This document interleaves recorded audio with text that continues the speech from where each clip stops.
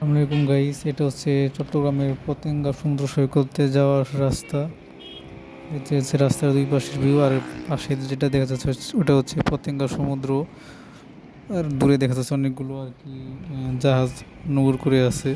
এগুলো হয়তো বা বিদেশি বা দেশি মালবাহী জাহাজ, এগুলো থাকে সাধারণত এই পোর্টেই, এখান দিয়ে চলাফেরা করে। একটু পরে আমরা হেঁটে হেঁটে গেলাম পতেঙ্গা সি বিচে।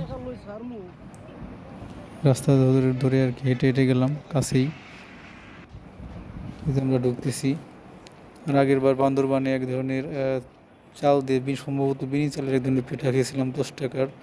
ওইগুলো খুব ভালো লাগছিল আর কি খেতে, আনকমন ওরকমভাবে ট্রাই করি না, নতুন। আর এখানে খেলাম হলো আনারস।